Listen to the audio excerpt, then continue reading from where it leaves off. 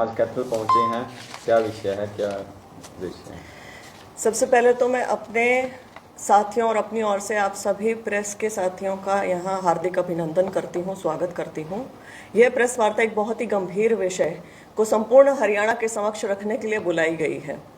विषय है बेरोजगारी।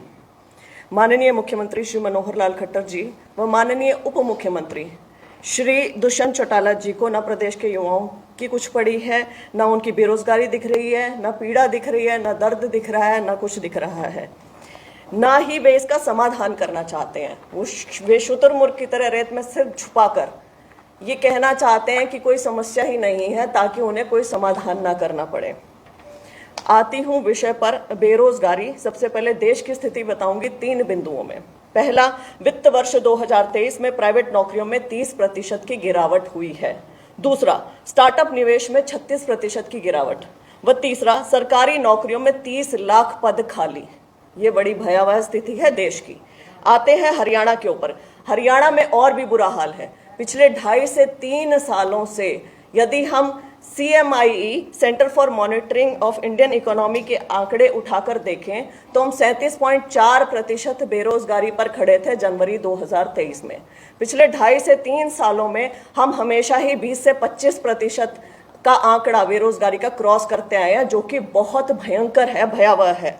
ऐसे में 2019 से कोई भी बड़ी भर्ती का न होना अपने आप में युवाओं के ऊपर एक बहुत बड़ा अत्याचार है। अब इलेक्शन में आने वाले हैं तो वो आनन फानन में बड़ी बड़ी भर्तियां लेकर आ रहे हैं, बड़ी बड़ी घोषणाएं कर रहे हैं, और ये घोषणाएं ना अत्याचार हैं।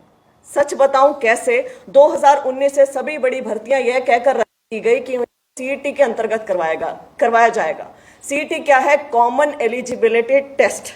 कॉमन एलिजिबिलिटी टेस्ट एक अम्ब्रेला टेस्ट की तरह होगा, जैसे कि ग्रुप सी की सारी भर्तियां, जैसे कि चाहे वो टेक्निकल हो, नॉन टेक्निकल हो, 12वीं बेस्ड हो, ग्रेजुएशन बेस्ड हो, उन सभी को एक कॉमन एग्जामिनेशन के थ्रू लिया जाएगा, वो है CET। इसका कुछ प्रारूप यूं रहेगा कि CET पहले एक पेपर लिया जाएगा, उसको जो क्वालिफाई करेगा उसका दूसरा पेपर लिया जाएगा, फिर डॉक्यूमेंट वेरिफिकेशन होगा व फिर रिजल्ट दिया जाएगा। अब CET का पहला पेपर 5 व 6 नवंबर 2022 को 4 शिफ्ट में लिया गया। 11,22,000 युवाओं ने इसके लिए आवेदन किया। CET का रिजल्ट 10 जनवरी 2023 को आया, जो कि पब्लिक डोमेन में नहीं डाला गया।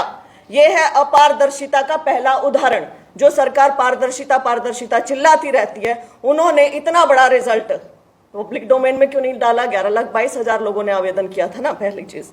दूसरी, 3,59,000 अभ्यर्थियों ने यह पेपर उत्तीर्ण किया। प्रश्न पत्र में त्रुटियां थी। त्रुटियों के लिए अभ्यर्थियों ने प्रति प्रश्न 100 रुपए देकर उन्होंने अपने ऑब्जेक्शंस लगाए, लेकिन रिवाइज्ड की को सार्वजनिक नहीं किया गया, ना ही रिजल्ट दिया गया। ये था अपारदर्शिता का दूसरा बड़ा उदाहरण कि आप प्रति प्रश्न।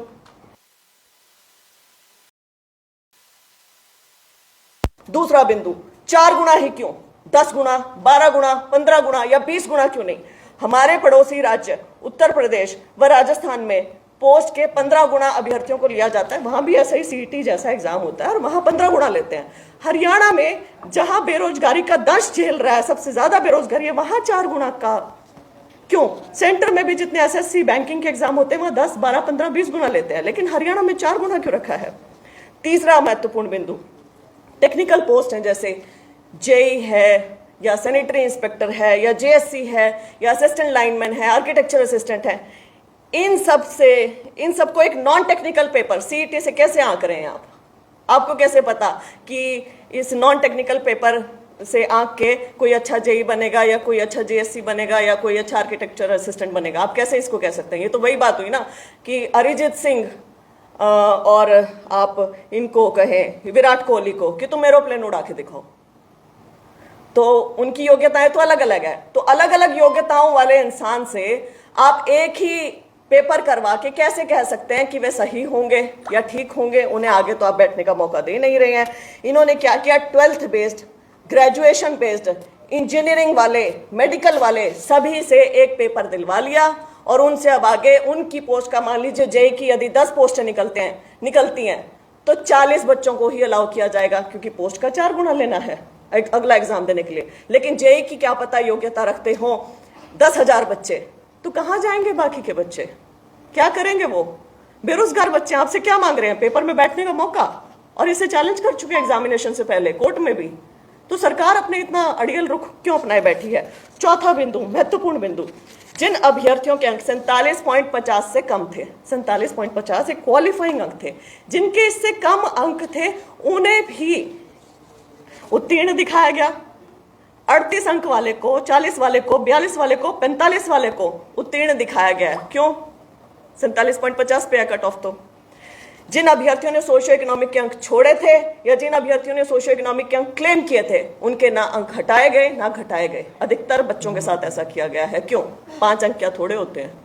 आप बढ़ा भी रहे हो, आप घटा भी रहे हो। और एक और मैं आपको बात बता दूं, हरियाणा के अभ्यर्थियों को वो 5 अंक लेने के लिए पीपीपी आईडी और पता नहीं कितनी 70 तरीके की परमिशंस दिखानी है, लेकिन हरियाणा से बाहर के युवाओं को वो 5 अंक धड़ल्ले से दिए जा रहे हैं। उनके लिए कोई वेरिफिकेशन नहीं है। हरियाणा से बाहर के अभ्यर्थियों को 5 अंक देंगे ये।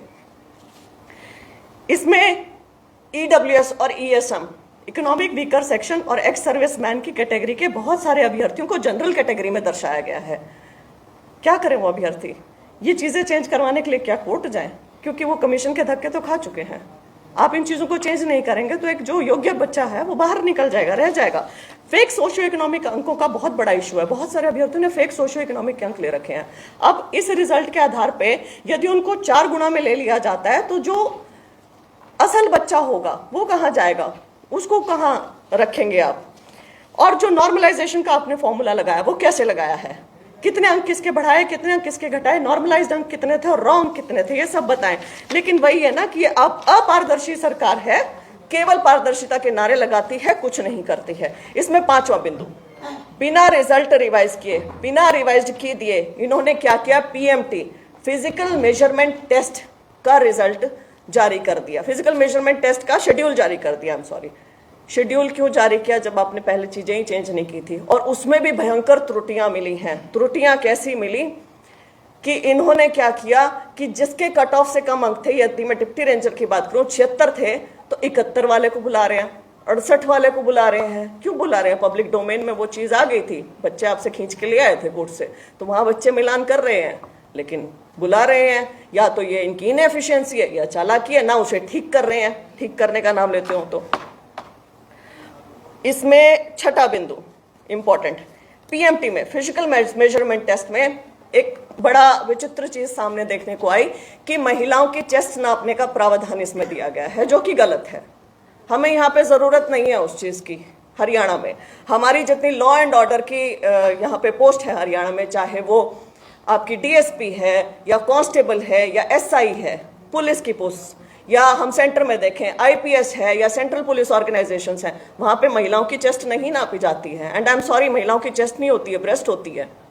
तो उसमें मैनिपुलेशन का पूरा खतरा है। आप किसी भी उस पैमाने को ऊपर नीचे करके किसी बच्ची को बाहर निकाल सकते हो, और वो कोर्ट भी नहीं जा सकती है, क्योंकि इस चीज के साथ सोशल स्टिग्मा जुड़ा आता है। तो जरूरत क्या है आपको? जम्मू एंड कश्मीर में नहीं कराते हैं, एनडीए में नहीं कराते हैं, पुलिस की ऑर्गेनाइजेशंस में नहीं कराते हैं। आप क्यों करा रहे हैं? जब ये इस मामले ने तूल पकड़ा और जब इस मामले के ऊपर बहुत ज्यादा बड़े बड़े विपक्ष के नेताओं ने भी बोला, तब सरकार का ये रुख था। उन्होंने कहा कि ये तो 1998 से रूल चला आ रहा है, पिछली सरकारों ने चला रखा है, हमने थोड़े चलाया, इसलिए हम भी नहीं हटाते हैं। तो ये बड़ी बेवकूफाना स्टेटमेंट लगी मुझे, और पल्ला झाड़ नीति के तहत लगी कि आप क्यों पल्ला झाड़ रहे हैं? आपको यदि गलत लगता है तो आप इसे चेंज करें। हाँ, मिलिट्री में इसको नापा जाता है लंग कैपेसिटी जानने के लिए, लेकिन लंग कैपेसिटी जानने के और भी तरीके हैं, और हमारे यहाँ पे जरूरत ही नहीं। हमारे यहाँ फॉरेस्ट कितने हैं बताए जरा, फॉरेस्ट मिनिस्टर बताए कितने % फॉरेस्ट है, और डिप्टी रेंजर की नेचर ऑफ जॉब क्या है, ये सवाल मैं उनके ऊपर छोड़ती हूँ कि वो इस चीज को बताए। तो हमारे यहाँ पे आवश्यकता नहीं है, वो हटा सकते हैं। यदि उन्हें गलत लगता है तो हटाना चाहिए, इसे नहीं कैरी ऑन करना चाहिए। तो यहाँ मैं आप सबके माध्यम से एक चीज बोलना चाहती हूँ कि युवाओं की स्थिति बड़ी गंभीर है। युवा करे तो क्या करे, जाए तो कहाँ जाए? कट ऑफ से कम अंकों वालों को बुला लेते हैं, कैटेगरीज चेंज कर देते हैं, इतनी सारी भर्तियां हैं, लेकिन बच्चों को 32,000 ही लगाने हैं ना। बच्चों को देने दो पेपर, क्यों नहीं अलाउ कर रहे हो? होप क्यों छीन रहे हो उनसे? 4 साल तक आपने हर एक पेपर ये कह के रद्द कर दिया सीईटी में करवाएंगे, अब क्यों नहीं देने दे रहे हो? उनको देने दो। ये करने दो, लेकिन नहीं करें। सरकार के पास ना पैसे की कमी है, ना पावर की कमी है, ना ही घमंड की कमी है। इनकी हठधर्मिता के चलते लाखों युवा होपलेस हो रहे हैं। या तो नशे की तरफ जा रहे हैं या डोंकी में विदेश जा रहे हैं, क्योंकि यहाँ पे बेरोजगारी है। लेकिन ये बेरोजगारी मानने को तैयार नहीं है। कहते कहाँ है बेरोजगारी? पीपीपी के आंकड़ों के साथ छेड़छाड़ कर रहे हैं। वहां बेरोजगारी के कॉलम में इंडस्ट्रियल लेबर दिखा देते हैं, फिर विधानसभा में बोलते हैं अरे हमने तो पीपीपी के आंकड़े देखे और वहां पे तो इतनी बेरोजगारी है। सीएमआई तो झूठा है, वो तो कांग्रेसी संस्था है। ऐसे सब आरोप लगाए जाते हैं। मैं माननीय मुख्यमंत्री साहब को कहूंगी, मीडिया साथियों को भी कहूंगी कि आप जाएं, लाइब्रेरीज में जाएं। यहां मैं कैथल की लाइब्रेरीज में जाके आई, कल जाके आई हूं। सैकड़ों बच्चे तैयारी कर रहे हैं, लेकिन नौकरी नहीं है। 2 लाख सरकारी पद खाली हैं, 4 लाख सैंक्शन स्ट्रेंथ है। क्यों नहीं भरते हो? भरो। और भरना तो दूर, आप तो अलाउ ही नहीं कर रहे हो बच्चों को वहां बैठने के लिए।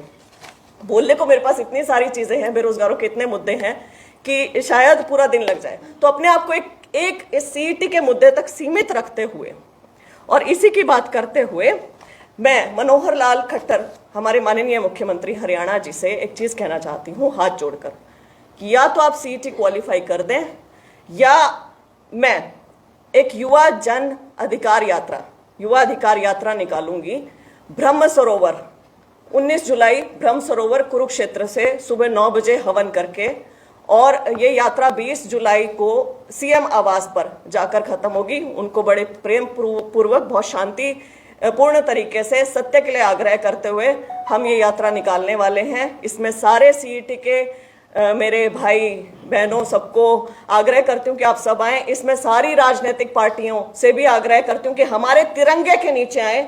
सामाजिक संगठनों से आग्रह करती हूं कि आप सब इसमें बढ़ चढ़कर हिस्सा लें, क्योंकि ये हमारे प्रदेश के युवाओं के हक की बात है। आप सब इसमें आए।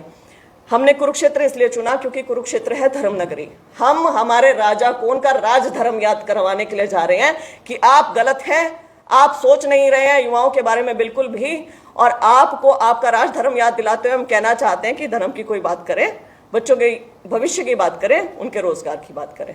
तो ये यात्रा मैडम कहाँ से होती है और कहाँ से निकलेगी ये यात्रा? जी, ये 19 जुलाई को हम शुरू करेंगे ब्रह्म सरोवर से। सुबह 9 बजे हवन करेंगे पहले, फिर संकल्प लेंगे और फिर ये यात्रा सीधे जीटी रोड से होती हुई नीलोखेड़ी रात्रि ठहराव रहेगा, और फिर नीलोखेड़ी से सुबह 20 को हम शुरू करके करनाल सीएम आवास तक जाएंगे।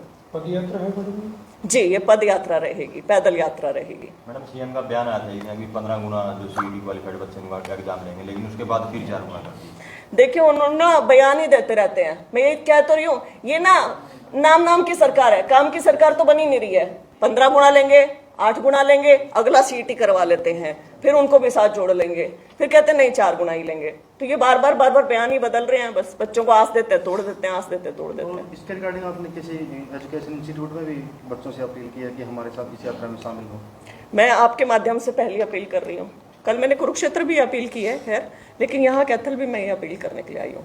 मैम, सीईटी को लेकर आप काफी आंदोलन कर चुके हैं, काफी प्रदर्शन युवा कर चुके हैं, लेकिन सरकार की मंशा कहाँ देखते? क्यों नहीं सरकार इसको कर पा रही और क्यों नहीं बच्चों को जो मुझे ऐसा लगता है ये सवाल ना आपको सरकार से करना चाहिए, क्योंकि इसका आंदोलन मैंने पंचकुला भी किया था और वहां मैं पैदल यात्रा करना चाह रही थी ह्यूमन चेन बना के बड़े शांतिपूर्वक तरीके से, लेकिन वहां भी ना गिरफ्तारी देनी पड़ी। वहां पुलिस ने आके रोक लिया था, वहां गिरफ्तारी दी है। वो कुछ मतलब इस मामले में सुनना ही नहीं चाहते हैं, पता नहीं क्यों नहीं सुनना चाहते हैं। आप लोगों को उनसे पूछना। ये हालात तो अब भी हो सकते हैं, जब आप कुरुक्षेत्र से पद यात्रा निकालेंगे तो ये हालात अब भी हो सकते हैं। हम तिरंगे के नीचे यदि यात्रा निकालते फिर भी हमें रोका जाता है, तो ये देखिए प्रजातंत्र में हो क्या रहा है कि हम अपनी बात भी नहीं कह सकते, शांतिपूर्वक तरीके से नहीं कह सकते। हम कोई हिंसा नहीं कर रहे हैं, कुछ नहीं कर रहे हैं, हम चुपचाप पैदल चल रहे हैं। यदि वो कहते हैं ह्यूमन चेन बना के चलो, तो हम वैसे भी चलने के लिए तैयार है, तिरंगा हाथ में लेके चल रहे हैं।